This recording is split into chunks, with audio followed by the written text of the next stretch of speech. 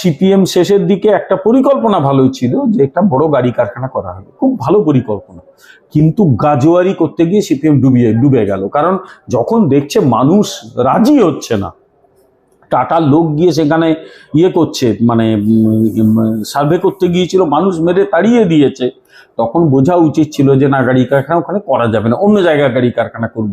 সেটা বললেও tata company কিন্তু শুনতো। সিপিএম কি করতে গেল, মেরে ধরে তুলতে গেল। হুগলি জেলায় একটা ঘটনা ঘটেছিল 2021-22 সালে।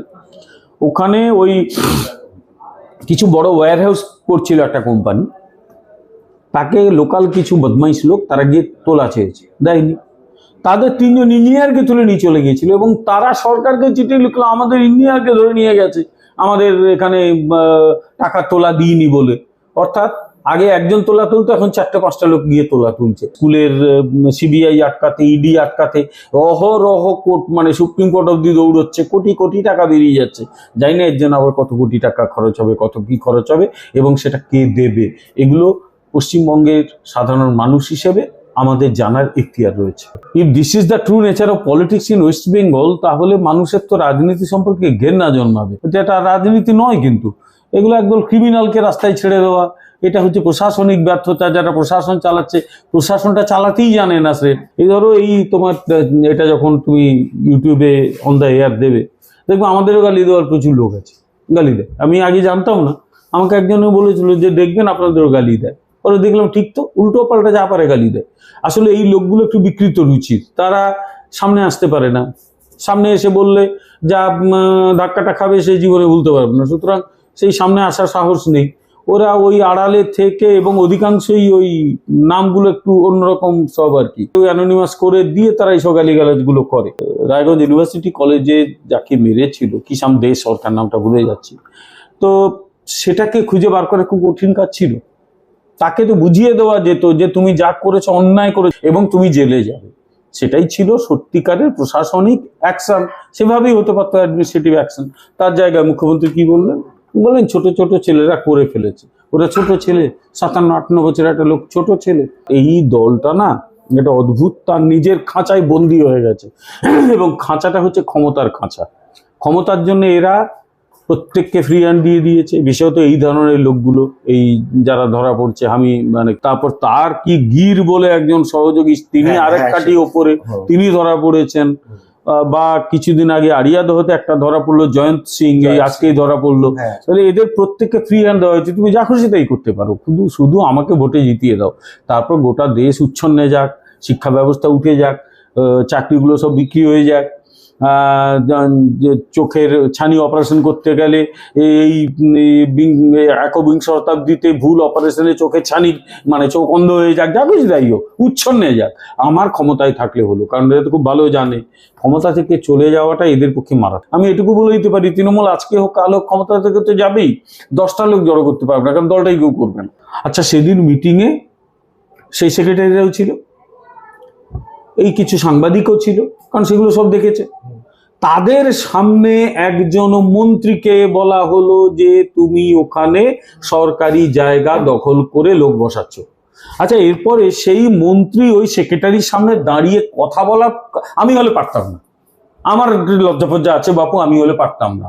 আমি যদি অন্যায়, আমি দুটো দিক দিয়ে বলছি, ওই মানে সেক্রেটারির সামনে ওই মন্ত্রীর যা বেইজ্জতি হলো, তারপর সেই সেক্রেটারিদের নির্দেশ দিতে পারবে তো? অভিযোগ হচ্ছে টাকা নিয়ে বসানো, কথাটা আমি বলছি না, কথাটা যে কোনো টেলিভিশন চ্যানেলে এগুলো দেখবে, টাকা নিয়ে বসানোর অভিযোগ। আচ্ছা, কোনো সরকারি জায়গা দখল করে লোক বসানোটা ইটসেলফ বেআইনি কাজ। ভারতীয় দণ্ডবিধিতে তার জেল জরিমানা হয়। তো তারপরে তিনি ক্ষমতায় আছেন কি করে, মন্ত্রী আছেন কি করে, মুখ্যমন্ত্রী তাকে মন্ত্রী রেখেছেন কি করে? আমি যদি ওই জায়গায় থাকতাম, আমি উঠে বলতাম দেখুন আপনি ভুল বলছেন, আমি এই ধরনের কাজ কিছু করিনি। আর তারপরেও এই অভিযোগ এলে আমি বাড়ি ফিরে একটা রেজিগনেশন দিতাম। আজ অব্দি কিচ্ছু হয়েছে? কিচ্ছু হয়নি। তা আমার প্রত্যেকটি অভিযোগ আমি ধরে নিচ্ছি সত্যি, মুখ্যমন্ত্রী একদম ঠিক জানেন বলেই অভিযোগটা করেছেন, এবং তিনি কিল হজম করেছেন, এবং তার মান সম্মান বোধ এমন যে তারপরেও তিনি যাবেন, তারপরেও সে সেক্রেটারিদের সঙ্গে কথা বলবেন, ফাইল সই করবেন, ইত্যাদি ইত্যাদি। এরপর আমি যদি বলি এটা জনপ্রশাসন চলছে না, এটা সরকার চলছে না, এটা সার্কাস চলছে, আমাকে বুঝিয়ে দাও আমি ভুল বললাম, বুঝিয়ে দাও।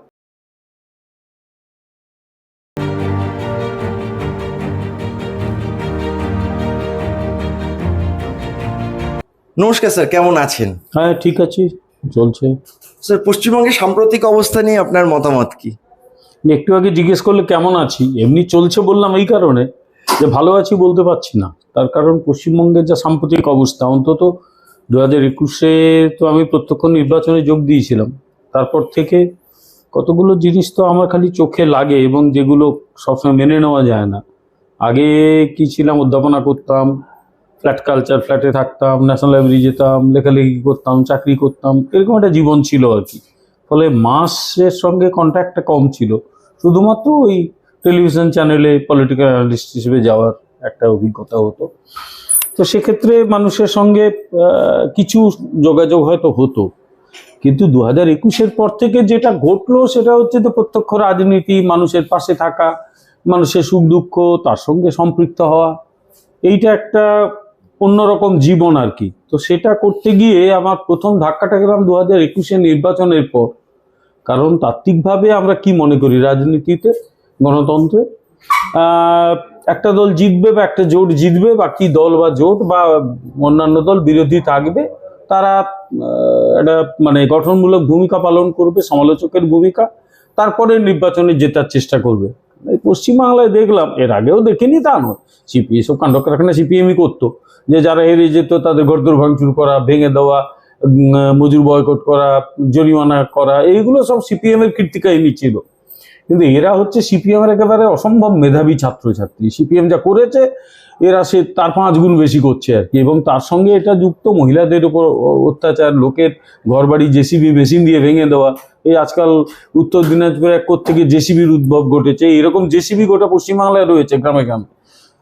তারপরে দক্ষিণ 24 পরগনায় লোকের ধানের জমির ওপর দিয়ে জেসিবি মেশিন চালিয়ে দেওয়া, ঘর ছেড়ে মানুষ পালিয়ে গেছে, যারা ফিরতে চাইছে তাদের বলা হচ্ছে যে বাড়ির মেয়েদের আগে পাঠিয়ে দে, তারপর তুই ফিরবি। এই কথাটা মানে সকলে বোঝে। আমার মনে আছে কিছুদিন আগে উত্তর 24 পরগনায় গিয়েছিলাম, হাবড়ার কাছে একটা জায়গায়, এক পার্টির কর্মী সত্যি বলতে বলতে কেঁদে ফেললো যে ইলেকশন রেজাল্ট বেরোনোর পর 2021-এ আমার বাড়ি হামলা করে আমার সামনে আমার স্ত্রীর সঙ্গে যে বদমাইশিটা করে গেছে, আমি বরাবরের জন্য আমার স্ত্রীর সামনে ছোট হয়ে গেছি।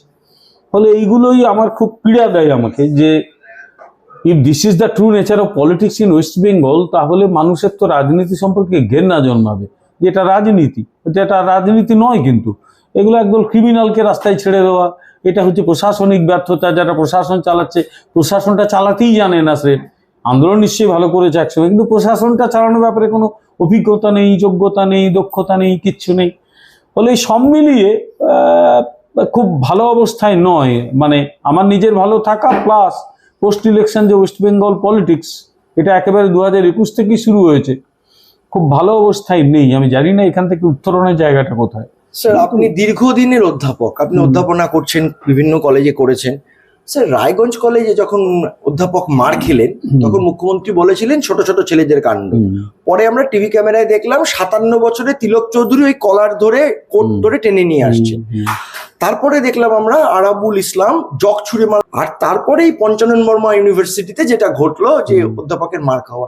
এই ধারাবাহিকভাবে অধ্যাপক নিগ্রহ নানা রকম ফর্মে হয়েই যাচ্ছে, কতটুকুই বা ক্যামেরার সামনে আসে, এটার কারণটা কি বলে মনে হয়? না, শুধু অধ্যাপকরাই নিগৃহীত হচ্ছে না, মানে স্কুলে, প্রাইমারি স্কুলেও শিক্ষকদের উপর হামলা হচ্ছে, শিক্ষকরাও নিগৃহীত হচ্ছে। ফলে মানে গোটা শিক্ষা ব্যাপারটাই কোথাও একটা প্রশ্নের মুখে পড়ে গেছে। এখন যেটা প্রথম রায়গঞ্জ ইউনিভার্সিটি কলেজে হয়েছিল, তখন রায়গঞ্জ বিশ্ববিদ্যালয় হয়নি ওটা, কিন্তু ওটার নাম ছিল রায়গঞ্জ ইউনিভার্সিটি কলেজ। এবং সেখানেই প্রথম আক্রমণ হয়েছিল এর ওপরে, একজন অধ্যাপকের ওপরে। তিনি বামপন্থী ছিলেন, ব্যক্তিগতভাবে ওনাকে আমি চিনতাম, এবং সেই সময় আমি কোনো দলটলও করতাম না, কিন্তু আমি অর্থহীন ভাষায় বলেছিলাম অত্যন্ত অন্যায় হয়েছে এটা। একজন অধ্যাপককে এইভাবে যদি মানে কলার ধরে টানতে টানতে নিয়ে যাওয়া হয়, মারধর করা হয়, এর একটা খুব খারাপ বার্তা যায় মানুষের কাছে, সমাজের কাছে, যে একজন শিক্ষিত মানুষকে এইভাবে অসম্মানিত করে কিছু ক্রিমিনাল, তারা হয়তো মানসিক আনন্দ পায়, তারা হতে পারে না একজন অধ্যাপক, কিন্তু তাকে মেরে হয়তো তার যে বিকৃত আনন্দটা পায়, একটা সভ্য শিক্ষিত অনেক বেশি টাকা আয় করে সেই লোককে পিটিয়ে দিলাম, তার মতো হতে তো পারিনি, পিটিয়ে দিয়ে একটা মানে নিজের বিকৃত রুচিটাকে ইয়ে করলাম, সব ঠিক আছে। কিন্তু what the authority is doing. এখন অথরিটির যেটা প্রয়োজন, সমাজে এরকম শ্রেণীর লোকজন থাকে এই ধরো এই তোমার এটা যখন তুমি ইউটিউবে অন দ্য এয়ার দেবে, দেখবে আমাদেরও গালি দেওয়ার প্রচুর লোক আছে, গালি দেয়। আমি আগে জানতাম না, আমাকে একজনে বলেছিল যে দেখবেন আপনাদেরও গালি দেয়। পরে দেখলাম ঠিক তো, উল্টো পাল্টা যা পারে গালি দেয়। আসলে এই লোকগুলো একটু বিকৃত রুচির, তারা সামনে আসতে পারে না, সামনে এসে বললে যা ধাক্কাটা খাবে সেই জীবনে ভুলতে পারবে না, সুতরাং সেই সামনে আসার সাহস নেই। ওরা ওই আড়ালে থেকে, এবং অধিকাংশই ওই নামগুলো একটু অন্যরকম সব আর কি, একটু অ্যানোনিমাস করে দিয়ে তারা এইসব গালিগালাজগুলো করে। কিন্তু অথরিটি কি করে? অথরিটি এগুলোকে খুঁজে বার করবে। অথরিটির কাজ ছিল এদের খুঁজে বার করা যদি কঠিন হয়। আচ্ছা, ওই রায়গঞ্জ ইউনিভার্সিটি কলেজে যাকে মেরেছিল, কি সাম দে সরকার, নামটা ভুলে যাচ্ছি, তো সেটাকে খুঁজে বার করা খুব কঠিন কাজ ছিল। তাকে তো বুঝিয়ে দেওয়া যেত যে তুমি যা করেছো অন্যায় করেছো, তোমার চাকরি চলে যাবে এবং তুমি জেলে যাবে। সেটাই ছিল সত্যিকারের প্রশাসনিক অ্যাকশন, সেভাবেই হতে পারতো অ্যাডমিনিস্ট্রেটিভ অ্যাকশন। তার জায়গায় মুখ্যমন্ত্রী কি বললেন? বললেন ছোট ছোট ছেলেরা করে ফেলেছে। ওরা ছোট ছেলে, 57-58 বছরের একটা লোক, ছোট ছেলে। ফলে কিছু লোক বুঝতে পেরে গেল যে এইরকম কাজ করাই যায়। এই ঘটনা ঘটতে থাকলো। যারই একেবারে চূড়ান্ত পরিণতি এসে হলো 2-3 দিন আগে পঞ্চানন বর্মা ইউনিভার্সিটির এক অধ্যাপককে ঘাড় ধাক্কা দিয়ে বার করে দেওয়া হলো। তিনি ভিসির সঙ্গে দেখা করতে এসেছিলেন। আচ্ছা, তিনি একটা অন্য ইউনিভার্সিটিতে পড়ান, ভিসির সঙ্গে দেখা করতে এসছেন, তার ব্যক্তিগত কাজ থাকতে পারে, তাকে ঘাড় ধাক্কা দিয়ে বার করে দেওয়া হলো। শুনেছি তিনি নাকি মানে যে দল ছেলেরা ঘাড় ধাক্কা দিয়েছে তিনি অন্য দল করেন। কিন্তু অদ্ভুত কথাবার্তা। মানে একজন অধ্যাপকের পরিচয় তার রাজনৈতিক পরিচয়, সে অধ্যাপক নয়, সে শিক্ষক নয়। কোন জায়গায় আমরা বাস করছি? আসলে ওরা কিচ্ছু নয়। প্রশাসন যখন, প্রশাসনিক ব্যবস্থাটা ভেঙে পড়ে, all this things will happen. কিছু করার নেই। এটা হয়তো কিছুটা দোষ আমাদেরও আছে, কারণ যখন তৃণমূলের মানে সিপিএম এর বিরুদ্ধে এই দলের নেতাকর্মীরা লড়াই করছিল, সমর্থন করেছিলাম। সমর্থন করে ভুল করিনি, কারণ সিপিএম যা করেছিল ওই সময় ঠিক করেনি। এবং আবার বলছি, এই ধরনের পশ্চিমবাংলায় যা যা ঘটছে তার একেবারে হোতা হচ্ছে এই সিপিএম। ওই জন্য এই দলটাকে আমি অসম্ভব ঘৃণা করি। কিন্তু এরা তো তার চেয়ে একটু ভালো হওয়ার কথা ছিল, তার চেয়ে খারাপ হওয়ার কথা তো ছিল না এদের। এটা তো খারাপ হয়ে গেল, আরো পশ্চিমবাংলাটাকে একদম ধ্বংস করে ফেললো। স্যার, লোকসভা ভোটের আগে হুমায়ুন কবির ঘোষণা করলেন হঠাৎ যে 70% আমরা, 30% হিন্দু। ওদিকে আবার শেখ শাহজাহানের কীর্তিকলাপ তো সবাই জেনে গেল, জমি দখল, এটা প্রমাণিত, কারণ সরকার নিজে ক্যাম্প করে জমি ফেরত দিয়েছে। আমি যদি মহিলাদের উপর অত্যাচারটা বাদ দিই, কারণ এখনো প্রমাণিত হয়নি, যেটা প্রমাণিত হয়েছে এখন অব্দি অ্যাপারেন্টলি দেখা যাচ্ছে। আর তারপরে এই তাজিমুল ইসলাম যে চোপড়াতে যে মহিলাদেরকে কি বলবো গ্রাম্য সালিশি সভার নাম করে করলেন, এবং তাকে সমর্থন করলেন একজন সম্মানীয় বিধায়ক হামিদুর রহমান, এবং তারপরে উনি বললেন যে মুসলিম রাষ্ট্রে এরকম ঘটনা ঘটেই। এখন আমরা কি ধীরে ধীরে মানে পশ্চিম বাংলাদেশে পরিণত হওয়ার জায়গায় যাচ্ছি? সেটা কি হবে আমি বলতে পারবো না, কিন্তু এই যে মাইন্ডসেট, এইটাই কিন্তু ভেবে দেখার দরকার আছে। এখন এরা, এদের নেতা কর্মীরা প্রায়ই বলে এটা ধর্মনিরপেক্ষ রাষ্ট্র, বিজেপি নাকি ধর্মনিরপেক্ষতা বেড়ে রেখে দিচ্ছে ইত্যাদি ইত্যাদি। তো ওদের একজন এমএলএ বলছে যে মুসলিম রাষ্ট্রে এইসব আইন চলে। অর্থাৎ মানসিকতার দিক দিয়ে এখনো সে মুসলিম জাহান, মুসলিম রাষ্ট্র ভাবনাটা কিন্তু রয়ে গেছে। এটা এলো কোত্থেকে? আচ্ছা, মুখ্যমন্ত্রী নিজে একবার বলেছিলেন যে গরু দুধ দেয় তার লাঠিকে তেমেরা দিয়েছে। অর্থাৎ একটা পার্টিকুলার সম্প্রদায় যদি বেশি করে ভোট দেয়, তার সে যা বলবে আমি মেনে নিতে রাজি আছি। এবং আরেকটা কথা বলি, ওই হামিদুর রহমান কিন্তু বলে দিয়েছে যে চোপড়াতে 1 লক্ষ ভোটেও লিড করিয়ে দিয়েছে। এটা মনে করিয়ে দিয়েছে একদম। এটা তো প্রচ্ছন্ন মনে করিয়ে দেওয়া। দেখো 1 লক্ষ ভোটের লিডটা কিন্তু পাইয়ে দিয়েছে, বেশি বললে লিডটা থাকবে না। অর্থাৎ এই দলটা না, এটা অদ্ভুত, তার নিজের খাঁচায় বন্দী হয়ে গেছে। এবং খাঁচাটা হচ্ছে ক্ষমতার খাঁচা। ক্ষমতার জন্য এরা প্রত্যেককে ফ্রি হ্যান্ড দিয়ে দিয়েছে। বিশেষত এই ধরনের লোকগুলো, এই যারা ধরা পড়ছে, আমি মানে কি যেন নাম ধরা পড়েছে, ধরা পড়েছে। তারপর তার কি গির বলে একজন সহযোগী, তিনি আরেক কাটি ওপরে, তিনি ধরা পড়েছেন। বা কিছুদিন আগে আরিয়াদহতে একটা ধরা পড়লো, জয়ন্ত সিং, এই আজকেই ধরা পড়লো। তাহলে এদের প্রত্যেককে ফ্রি হ্যান্ড দেওয়া হয়েছে, তুমি যা খুশি তাই করতে পারো, শুধু আমাকে ভোটে জিতিয়ে দাও। তারপর গোটা দেশ উচ্ছন্নে যাক, শিক্ষা ব্যবস্থা উঠে যাক, চাকরিগুলো সব বিক্রি হয়ে যাক, যে চোখের ছানি অপারেশন করতে গেলে এই একবিংশ শতাব্দীতে ভুল অপারেশনে চোখের ছানি মানে চোখ অন্ধ হয়ে যাক, যা কিছু যাই হোক, উচ্ছন্নে যাক, আমার ক্ষমতায় থাকলে হলো। কারণ এরা তো খুব ভালো জানে ক্ষমতা থেকে চলে যাওয়াটা এদের পক্ষে মারাত্মক। কারণ এরা এটা খুব ভালো বোঝে তো যে ক্ষমতা থেকে গেলে এদের যা হাল হবে। সিপিএম তবু করে এখনো 500, 200, 1000, 2000 লোক জড়ো করতে পারে। আমি এটুকু বলে দিতে পারি, তৃণমূল আজকে হোক কাল হোক ক্ষমতা থেকে তো যাবেই, 10টা লোক জড়ো করতে পারবে না, কারণ দলটাই কেউ করবে না। স্যার এদের দিয়ে কি পঞ্চায়েত ভোটে 96% আসন বিরোধী শূন্য হয়ে ভোটে জিততে সুবিধা হয়? পঞ্চায়েতে 96%, পুরসভায় 98%, কোথাও জেতার আগেই মিছিল হয়ে যায়, হ্যাঁ আমি জিতেছি। তার কারণ এরা সকলেই জানে যে এরা এই যে জিতবে, কেন জেতার এত আকুতি, কারণ ওইগুলো কিনতে হয়, কেনাকাটার ব্যাপার আছে, পয়সা কড়ি দিয়ে কিনতে হয়, তারপর সেই টাকাটা তুলতে হবে, জিতলে সেই টাকাটাও কিভাবে তুলবো তার একটা বন্দোবস্ত হবে। ফলে এই ঘটনাগুলো ঘটে। আর সবচেয়ে বড় কথা, মোমবাতি যখন অপরকে পোড়াতে পারে না, নিজে পুড়ে পুড়ে শেষ হয়ে যায়। এখন এদের সেই পর্যায়ে শুরু হয়ে গেছে। এই তো জয়ন্ত সিং যে অঞ্চলের, সেই মানে কামারহাটি অঞ্চলের শাসক দলেরই ঘনিষ্ঠ একজন মানে কাউন্সিলর মহিলা, তিনি নাকি অভিনয় করেন, তাকেই মেরে উল্টে দিয়েছে। মানে বিরোধীরা তো দূরের কথা, অর্থাৎ ওই নিজে পোড়ানোর কাজও শুরু হয়ে গেছে এদের। আর তারপর কিছু বললেই একজন সৌগত রায়কে পাঠাচ্ছে, সৌগত রায় আবার তার কাছে পাঠাচ্ছে, বল ছোটাছুটি চলছে। মানে এটা অদ্ভুত, এটা সত্যি। এখানে রাজনীতি বলে কিচ্ছু নেই। এখানে যা আছে একটা প্রশাসনিক কাঠামো দাঁড় করিয়ে রাখা আছে, সেই প্রশাসন কিছু লোক সরকার চালাচ্ছে, পলিটিক্যাল পার্টি লিডারশিপ দেয়, যেটা দেয় সেটা দেয় না, তারা অন্য কাজে ব্যস্ত। একজন ব্যক্তি কয়েকজনকে নিয়ে সরকার চালাচ্ছেন। Peculiar system is going on in West Bengal. সত্যি কিছু করার নেই। স্যার, নবান্ন সভাঘর থেকে মুখ্যমন্ত্রী যা বললেন, যা যা অভিযোগ করলেন সরাসরি, সেই অভিযোগগুলোর মধ্যে পুরসভা মানে কোনো কাজ করছে বলে মনে হলো না। মানে পুকুর বোজানো, বেআইনি বাড়ি তৈরি করা, জঞ্জাল পরিষ্কার না করা, রাস্তাঘাট ভেঙে পড়া, বাইরে থেকে লোক এনে বসানো, সবই করলেন। কিন্তু সুজিত বোসকে লক্ষ্য করে একটা অদ্ভুত মন্তব্য, মানে কোট আনকোট বলছি, কম্পিটিশনে লোক বসাচ্ছে। আমার প্রশ্ন হচ্ছে, এই কম্পিটিশনটা কার সাথে লোক বসানোর? না, তার চেয়ে অন্য জিনিস দেখো। এই পুকুর ভরাট করা, পুকুর ভরাট করে বাড়ি করা, ইত্যাদি ইত্যাদি, ওইসব সিপিএম আমলেও ঘটেছে। বহু পুকুর ওরা ভর্তি করে দিয়ে চলে গেছে, ওরা মোটেই সাধুপুরুষ কিছু নয়। কিন্তু আমি আর অন্য জিনিস বলছি। দেখো, আমাদের যে প্রশাসনিক কাঠামো, এটা অ্যাবসলিউটলি একটা পাবলিক অ্যাডমিনিস্ট্রেশনের প্রেক্ষাপট থেকে বলছি। এই প্রশাসনিক কাঠামোতে শীর্ষস্থানে থাকেন বিভাগের মন্ত্রী। হ্যাঁ, বিভাগের মন্ত্রীর নিচে বাকিরা সেক্রেটারিয়েট, তারপর ডাইরেক্টরেট। এরা হচ্ছে একটা প্রশাসনিক কাঠামো। মন্ত্রী নির্দেশ দেন, বাকিরা সেই নির্দেশ মেনে সেগুলোকে ইমপ্লিমেন্টেশন করে, রূপায়ণ করে। অর্থাৎ মন্ত্রী কিন্তু অ্যাডমিনিস্ট্রেটিভ স্ট্রাকচার, যে আমরা যাকে বলি হায়ারার্কিক্যাল স্ট্রাকচার, ক্রমোচ্চ শ্রেণীবিন্যস্ত কাঠামো, তার মাথায় থাকেন মন্ত্রীরা কিন্তু। আচ্ছা, সেদিন মিটিংয়ে সেই সেক্রেটারিরাও ছিল, এই কিছু সাংবাদিকও ছিল, কারণ সেগুলো সব দেখেছে।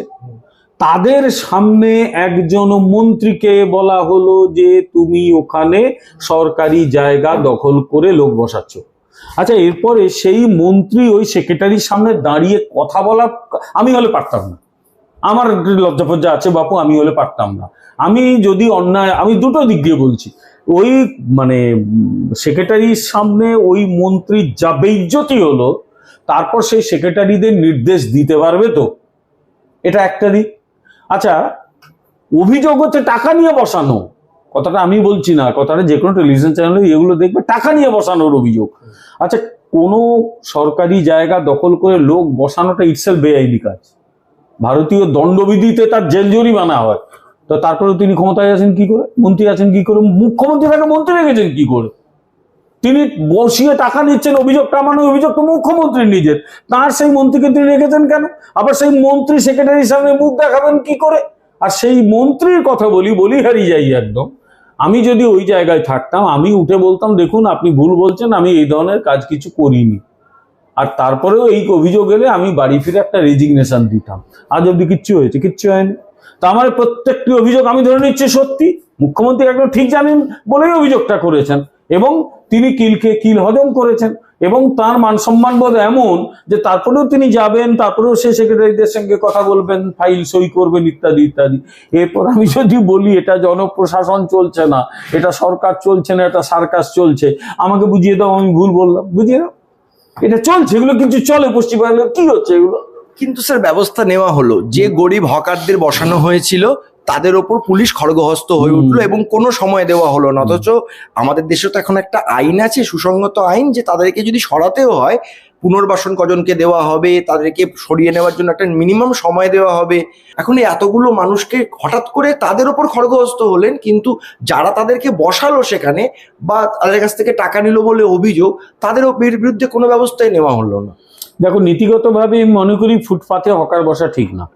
ফুটপাতটা মানুষের চলাচলের জন্য, ফুটপাতকে সুন্দর করে সবুজায়ন করার দরকার, সাইডে গাছ লাগানোর দরকার, আর রাস্তাটা হচ্ছে গাড়ি চলাচলের জন্য। এটা আমার নিজের নীতিগতভাবে এটা আমি মনে করি।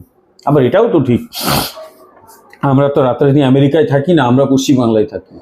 এখানে জনগণের একটা বড় অংশের হাতে কোনো কাজকর্ম নেই। যদি সত্যি এখানে শিল্পায়ন হতো, সত্যি কাজের সুযোগ থাকতো, তারা হকারিটা করতো না, রাস্তা করতো না। ফলে হকার সমস্যা সমাধানের জন্য কিছু গাইডলাইন আদালত বেঁধে দিয়েছে। গাইডলাইন কি? মানুষের হাঁটার জন্য পর্যাপ্ত জায়গা ছেড়ে হকিং করতে হবে। রাস্তার যে মোড়গুলো, যেগুলো ক্রসিং, সেখান থেকে 50 মিটারের মধ্যে একটা হকার যেন না বসে। এখন ঠিক উল্টো ঘটনাগুলো ঘটে। মানুষের যাতায়াতের কোনো রাস্তা নেই, গড়িয়াহাট চলে যাও, শ্যামবাজার থেকে হাঁটতে হাঁটতে কলেজ স্ট্রিটের দিকে হাঁটো, হাঁটার জায়গা আছে, কোথাও কোনো হাঁটার জায়গা নেই, পুরো প্লাস্টিকের সিট ফিট দিয়ে একেবারে ভয়ঙ্কর অবস্থা করে ছেড়ে দিয়েছে। এতে ক্ষতিটা কি হয়? যারা দোকান খুলে বসেছে, সেই বেচারীরা, বড় বড় দোকান নিয়ে যারা বসে আছে, তাদের দোকানে বিক্রি নেই, তাদের এই কিছু পরিচিত লোক থাকে, তারা যায় কেনাকাটা করে, আর বাকিগুলো তারা দোকানই দেখতে পায় না, রাস্তাঘাটে লোকে কিনবে কি এক। অর্থাৎ যারা বড় ব্যবসায়ী, দোকান তো অবশ্যই একটু বড় ব্যবসায়ী, ফুটপাতে যারা হকার, তাদের খুব ডুবে গেল হকারদেরই মানে এই চাপে। এক, দ্বিতীয় কথা হচ্ছে, আচ্ছা আমরা বিদেশ থেকে শিল্প আনবো, সব ভালো কথা, ইনভেস্টমেন্ট আসবে। কোনো বিদেশি ইনভেস্টর যারা ইনভেস্টমেন্ট করবেন, তাকে যদি আবার গড়িয়াহাটে নামিয়ে দেওয়া হয় বা শ্যামবাজার থেকে কলেজ স্ট্রিট হাঁটানো হয়, তিনি যদি প্লাস্টিকের সিটওয়ালা কলকাতার ফুটপাত দেখেন, মানে তিনি তারপর ওখান থেকে ফিরতি প্লেনেই বাড়ি ফিরে যাবেন, বলে এখানে ইনভেস্টমেন্ট করবো, কি পাগলের জায়গা নাকি, আমাকে পাগলটাও রয়েছে। ফলে আমরা আগে তো দর্শনধারী ব্যাপারটা থেকে, আমার শহরটা, যারা কলকাতায় আসবে, মুখ্যমন্ত্রীর সঙ্গে কথা বলবে, রাজ্যপালের সঙ্গে কথা বলবে, তাকে তো আগে আমি যা দেখাবো, শোকেসিং ইংরেজিতে যাকে বলে, সেটা তো করতে হবে। সেটা যদি এই হকার সমস্যা থাকে এবং মাথায় প্লাস্টিকের সিট, কে আসবে এখানে? লোককে কি পাগলা কুত্তা কামড়েছে নাকি? আসে কখনো? এটা হয় না কখনো এগুলো। ফলে আমাদের রুচিও তাই। আসলে এই সরকারটা চায় না ইনভেস্টমেন্ট হোক। আমার ধারণা এরা কিন্তু দারিদ্রের ব্যবসা করতে পছন্দ করে। এইটা এরা সিপিএম এর কাছ থেকে পেয়েছে। সিপিএম কোনো উন্নতি চাইতো না, কারণ যত গরিব থাকে ওদের কাছে লোক থাকবে। এই করে করে 34 বছর কাটিয়ে গেছে, একদম কোনো উন্নতি করেনি। হঠাৎ করে ওই রিভ্যাঙ্গ উইনক্লের মতো ঘুম থেকে উঠে বললো আমাকে শিল্পায়ন করতে হবে, লোককে মেরে ধরে জমি থেকে তুলে পিটিয়ে শিল্প করতে গেল, পুরো কাউন্টার প্রোডাক্টিভ হয়ে গেল। আর এরাও ওটাই ধরে নিয়েছে, বাপু আমার শিল্প হলো না হলো বয়ে গেল, আমি ধার করব, লোককে 1000 2000 করে দেবো, ভোটটা পাবো, কামাবো আচ্ছা সে।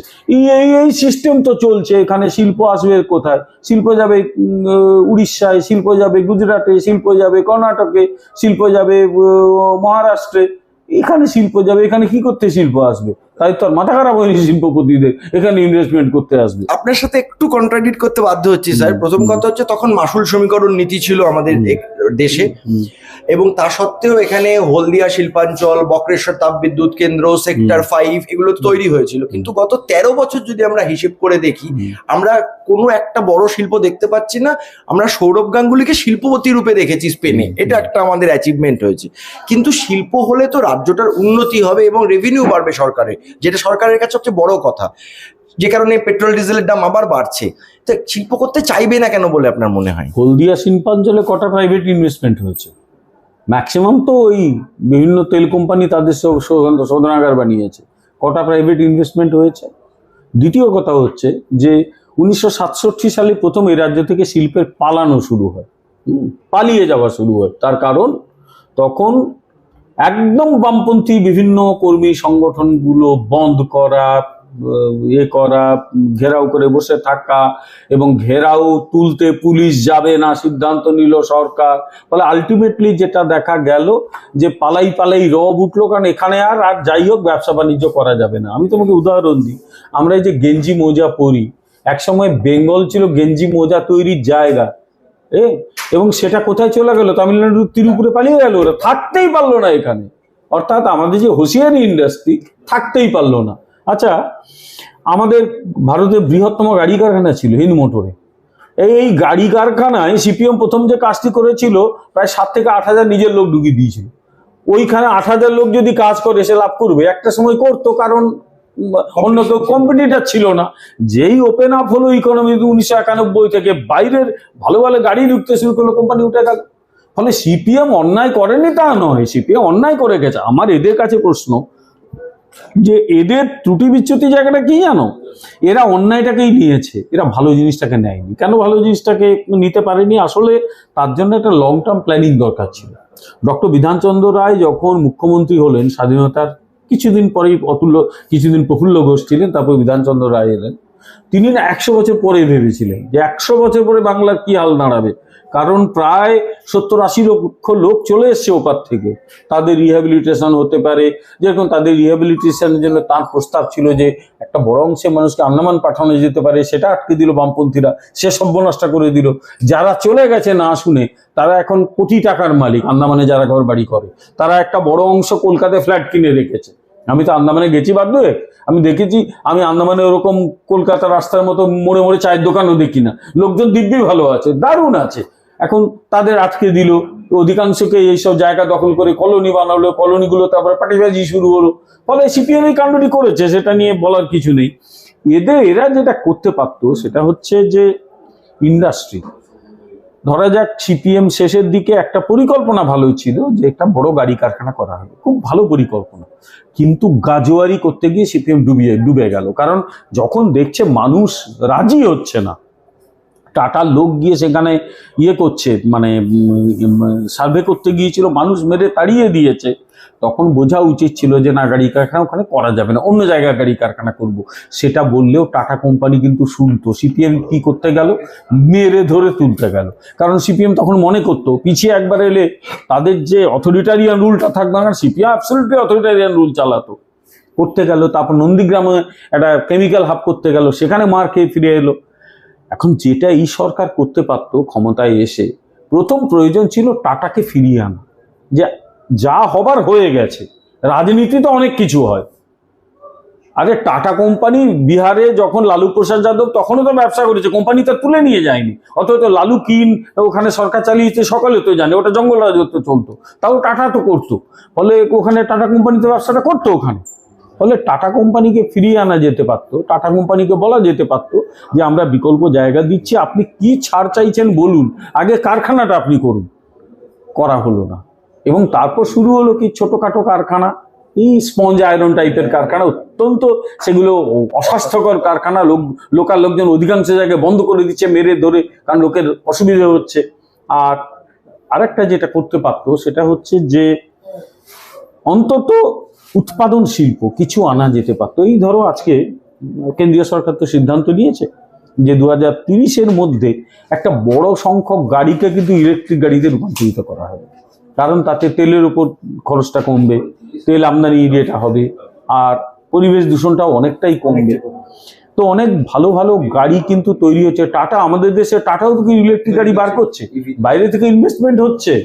তার একটা গাড়ি কারখানা পশ্চিমবাংলায় হয়েছে? একটাও হয়নি। কোথায় হচ্ছে? গুজরাটে হচ্ছে। কোথায় হচ্ছে? কর্ণাটকে চলে যাচ্ছে। কর্ণাটক তো আমাদের সরকার নিয়ে, কিন্তু যাচ্ছে তো, মহারাষ্ট্রে যাচ্ছে। কেন যাচ্ছে? তার কারণ ওখানে তারা সেই ফ্রেন্ডলি অ্যাটমসফিয়ারটা পাচ্ছে, যেখানে ইনভেস্টমেন্ট করতে পারবে। এখানে কি হচ্ছে? হুগলি জেলায় একটা ঘটনা ঘটেছিল 2021-22 সালে। ওখানে ওই কিছু বড় ওয়্যার হাউস করছিল একটা কোম্পানি, তাকে লোকাল কিছু বদমাইশ লোক তারা গিয়ে তোলা চেয়েছে, দেয়নি। তাদের 3 জন ইঞ্জিনিয়ারকে তুলে নিয়ে চলে গিয়েছিল, এবং তারা সরকারকে চিঠি লিখলো আমাদের ইঞ্জিনিয়ারকে ধরে নিয়ে গেছে, আমাদের এখানে টাকা তোলা দিইনি বলে। অর্থাৎ আগে একজন তোলা তুলতো, এখন 4-5টা লোক গিয়ে তোলা তুলছে। লোকেদের তো মাথা খারাপ অবস্থা একদম, যে কাকে কি দেবে। তো এই যদি অবস্থা হয় তাহলে কে কি করবে? তারপর তারা যদি দেখে সরকারি চাকরিগুলো বিক্রি হচ্ছে, স্কুলের চাকরি বিক্রি হয়ে গেছে এবং সরকার তাদের পাশে দাঁড়াচ্ছে, ফলে নতুন করে আর আসার কিছু নেই। বিহার থেকে টাকা পালাতে পারেনি, কারণ তার এত কম বড় ইনভেস্টমেন্ট নিয়ে যাবে কোথায়? পশ্চিমবাংলায় নতুন করে ইনভেস্টমেন্ট কেন করবে? করেনি। ফলে যা হবার তাই হয়েছে, পশ্চিমবাংলা পেছোচ্ছে, ক্রমশ পেছোচ্ছে। স্যার, শেষ প্রশ্ন। দিনের পর দিন লোকসভার প্রচারের সময় মুখ্যমন্ত্রী এবং তার যারা পারিষদ তারা রাজ্যপালকে আক্রমণ করেছেন তার চরিত্র নিয়ে নানা রকম দিক থেকে। রাজ্যপাল একটা মানহানির মামলা করলেন, কিভাবে দেখছেন বিষয়টা? না দেখো, এটা মানহানি মামলা যিনি করেছেন, যার বিরুদ্ধে করেছেন, এবার তাদের ডিফেন্ড করতে হবে, বা যিনি মানহানি করেছেন তাকে সেটা প্রমাণ করতে হবে যেটা মানহানি হয়েছে। এই আদালতের ব্যাপারে আমি যেতে ইচ্ছুক নই। আমি কিন্তু কতগুলো কথা বলছি যে আসলে এই যে যখন একজন সরকার পরিচালনা করে তাদের একটা ইগো থেকে যদি বেরোতে না পারে না, খুব সমস্যা হয়ে যায়। একটু ইন্টারাপ্ট করছি, একজন প্রশাসনিক প্রধান, একজন সাংবিধানিক প্রধান, একদম তাদের মধ্যে ব্যক্তিগত স্তর এরকম আক্রমণ, ব্যক্তিগত স্তরে দেখতে হবে কে কোন জায়গায় রয়েছে। আচ্ছা ধরা যাক এই যেটা অদ্ভুত যুক্তি খাড়া করা হচ্ছে যে রাজভবনে গিয়ে শপথ নেওয়া হবে না। কেন হবে? শপথ তো রাজ্যপাল নেওয়া হবে না, উনি রাজভবনে যাবেন। উনি রাজভবনে ডেকেছেন, এরা রাজভবনে যাবে। রাজভবনে নিরাপত্তা বোধ করছে না, নিরাপদ বোধ করছে না, এই আবার কি কথা? রাজভবনে কয়েকশো লোক চাকরি করে, গোটা রাজভবনটা সিসিটিভি এতে মোড়া, আর যারা যাবে, যারা যাবে তাদের তো সঙ্গে তাদের সিকিউরিটি থাকবে, এবং সেখানে মুখ্যমন্ত্রী নিজে তো উপস্থিত থাকতে পারেন। তার মধ্যেও তারা নিরাপত্তার অভাব বোধ করছে আবার কি কথাবার্তা? তার মানে মুখ্যমন্ত্রী নিজেও নিরাপত্তা দিতে পারছে না এখানকার পশ্চিমবঙ্গের মানুষদের। রাজ্যপাল যদি রাজভবনে শপথ বাক্য পাঠ করান, তো সেখানে মুখ্যমন্ত্রী, বিরোধী দলনেতা সবাইকে তো ডাকা হয়। তা সবার সামনে কি সর্বনাশটা ঘটে যাবে? এই যে কথাগুলো বলা হলো আর কিচ্ছু নয়, এগুলো হচ্ছে ইগো স্যাটিসফ্যাকশন। ফলে রাজ্যপালকে যখন এই ধরনের কথা বলা হয় রাজ্যপাল সম্পর্কে, তখন কিন্তু মনে রাখার দরকার, একটু আগে তুমি যেটা বললে, তিনি একজন সাংবিধানিক প্রধান, কিন্তু তিনি সাংবিধানিক প্রধান এবং নিজের ক্ষেত্রে বহু ক্ষেত্রে তিনি রাষ্ট্রপতির চেয়েও বেশি ক্ষমতা ভোগ করেন তাঁর এলাকার মধ্যে। রাষ্ট্রপতি বহু ক্ষেত্রে যা ক্ষমতা ভোগ করেন না, রাজ্যপাল সেই ক্ষমতাগুলো ভোগ করেন। তা বলে কি রাজ্যপাল স্বৈরাচারী হয়ে যাবে? নিশ্চয়ই আমি সেটা বলছি না, তিনিও সংবিধান মেনে কাজ করবেন। কিন্তু আমরা যখন রাজ্যপাল সম্পর্কে সমালোচনা করি, তখন আমাদের মনে রাখতে হবে রাজ্যপাল শুধু একজন ব্যক্তি নন, একটা চেয়ার, একটা পদ, সেটা নিয়ে কথা বলতে হবে আমাদের। আর বাকিটুকু মানহানি হচ্ছে বলে তিনি মনে করেছেন রাজ্যপাল, তিনি কোর্টে গেছেন।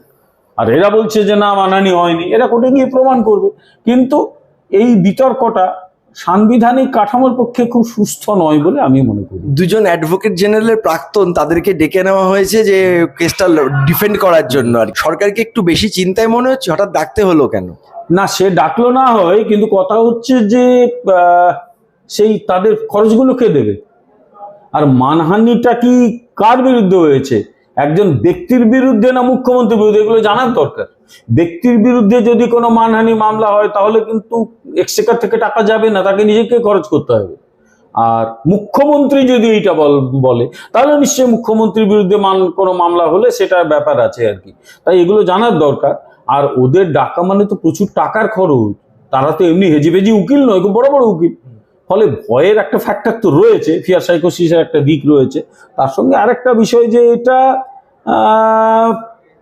অযথা আবার এক্সচেকার থেকে লক্ষ লক্ষ টাকা চলে যাবে। এমনিতে কোর্টে, মানে হাইকোর্ট, সুপ্রিম কোর্টে যে সারদা মামলা আটকাতে, নারদা মামলার তদন্ত আটকাতে, আমাদের স্কুলের সিবিআই আটকাতে, ইডি আটকাতে অহরহ কোর্ট, মানে সুপ্রিম কোর্ট অব্দি দৌড়চ্ছে, কোটি কোটি টাকা বেরিয়ে যাচ্ছে।